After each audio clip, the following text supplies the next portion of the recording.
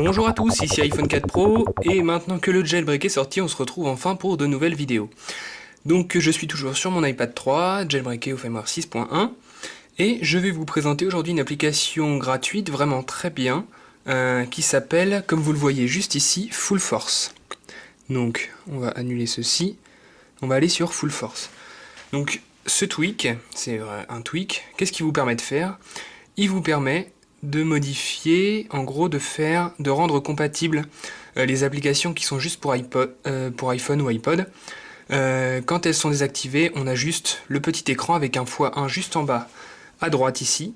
Quand on clique dessus, ça fait x2 et l'écran est x2, mais la qualité est assez mauvaise. Là, ce tweak va nous permettre de rendre compatibles toutes les applications que l'on souhaite qui sont pas compatibles pour iPad. Donc là on met compatible avec l'iOS 4, iOS 5, maintenant c'est compatible avec l'iOS 6, puisque je viens de le faire fonctionner, ça marche très bien, et on vous dit que ça marche uniquement sur iPad, ce qui paraît logique. Sur iPhone, ça sert un petit peu à rien. Donc on vous dit Force Select Application to Show in Full Screen iPad Mode. Donc c'est ce que je viens de vous dire, les applications qui sont simplement pour iPhone sont rendues compatibles grâce à ce tweak. Donc on fait installer en haut à droite, et puis confirmer, et une fois que c'est fait, on va pouvoir aller, donc il va vous demander le respring, et puis on va pouvoir aller dans les réglages. Donc on va dans les réglages, ici, et on voit apparaître le petit onglet Full Force. Donc on clique dessus, vous voyez, donc Full Force, et il vous présente ceci, donc il vous dit, vous pouvez obtenir l'application RetinaPad pour un mode, pour conserver, pour un meilleur mode x2. Voilà, on vous dit que ça concerne aussi l'iPhone 4 Full Force by simulating the iPhone 4S, the iPhone 4 Retina Display, donc c'est bien ce que je vous disais à l'instant. Concrètement, comment ça se présente? Vous avez la liste de vos applications, et il vous suffit de cocher celle que vous voulez rendre compatible.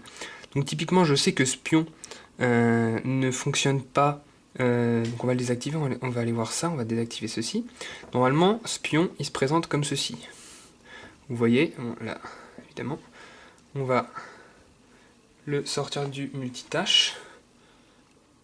Hop, on le sort du multitâche, on va le rouvrir.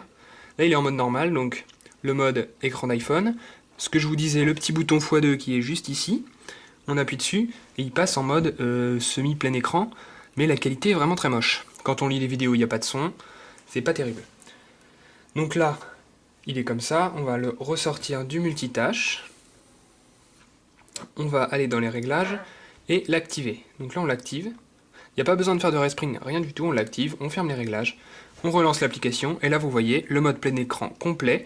Alors il y a un petit bug, c'est sûr, il y a la barre d'article qui devrait être en bas, qui se trouve ici. Mais bon, sinon là on a une qualité Retina Display, vraiment une très belle qualité de Retina. On a toutes les fonctionnalités classiques, et voilà, on a notre application qui marche très bien, et qui est en Retina, donc c'est vraiment très bien. Avec RetinaPad, je sais pas, le problème de RetinaPad c'est qu'il est payant. À mon avis, il fait la même chose. Peut-être que la barre ici sera bien en bas avec Retina Display, je ne sais pas. En tout cas, là ça marche très bien, c'est suffisant pour ce qu'on va en faire. C'est un petit peu gênant d'avoir la barre là, mais vraiment c'est pas du tout... Enfin voilà, on peut cliquer dessus, c'est juste qu'il y a ça sur l'écran. Mais sinon, vous voyez, on a toutes les infos, les apps, on a les articles en bas, on a plein de choses, enfin on a tout classique. Donc ça c'est vraiment super bien. Donc voilà, je voulais vous présenter ce tweak, il est gratuit, et pour ceux qui ont des iPads, c'est vraiment très utile. Si vous avez des applications qui tournent sur iPhone et qui ne tournent pas bien, enfin qui ne sont pas compatibles sur iPad.